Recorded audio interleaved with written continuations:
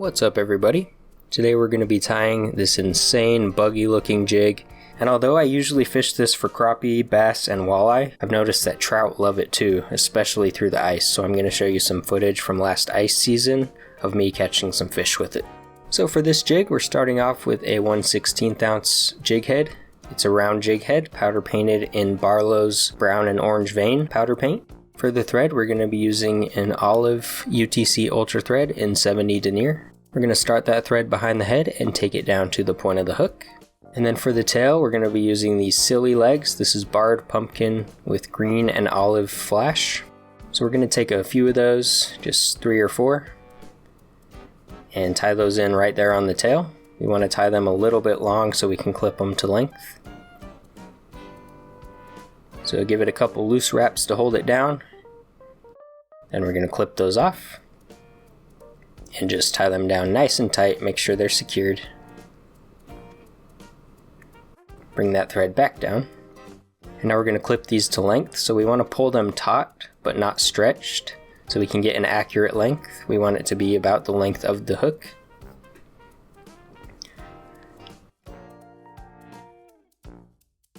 Now we're going to use some UV polar chenille. This is olive and copper UV. You can also use ice stub if you don't have any of this stuff. We're going to tie that in just a little bit, then clip off the excess. And we're just going to give it 2 or 3 wraps just to add a little flash to our tail. And then tie that down. And again, you can use ice stub, it works just as well. So once that's tied in tight, we're going to clip that off. And again, bring our thread back down to the tail to hold those fibers back.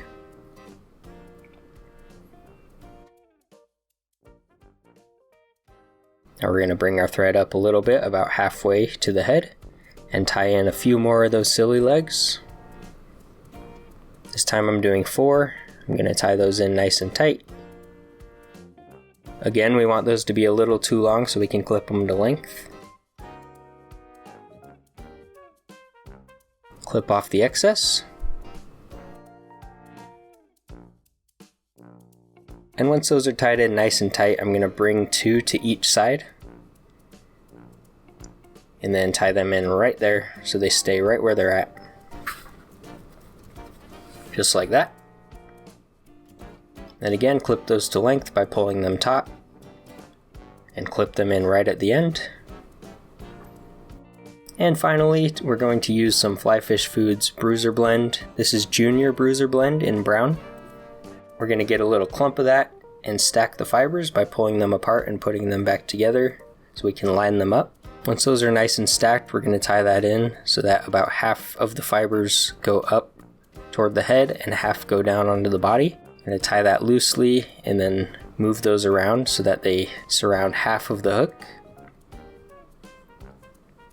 Then we're going to grab another clump of those and do that on the bottom side, or the top side, depending how you're looking at it. Just tie them in loosely, and then separate them so that they surround that head. Then we're going to tie them nice and tight up to the head. And stroke all those fibers back. And tie those down like that. Make sure we go on to that Bruiser blend to make sure it stays stroked backwards. It'll create a nice little profile that matches a minnow, a bug, or a crayfish. Then we're going to add a tiny bit more to get rid of that collar. We're going to dub a little bit of Bruiser blend right onto the thread.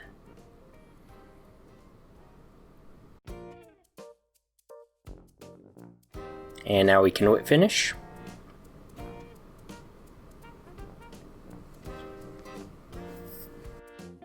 Clip our thread. And we're going to use some Velcro to tease out all these fibers of that Bruiser blend. And then use a comb to stroke those back.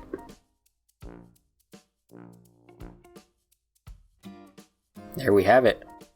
Let me get this wet to show you what it looks like.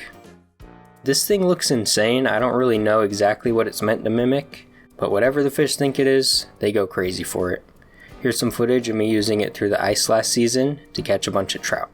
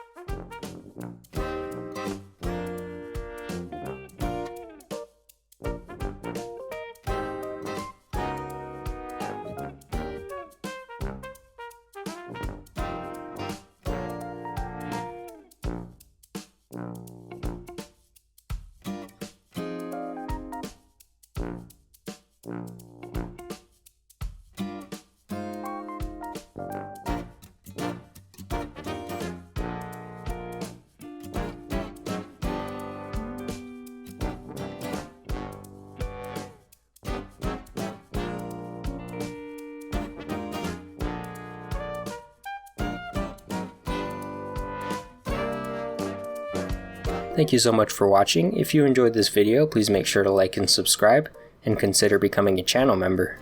We'll see you next time.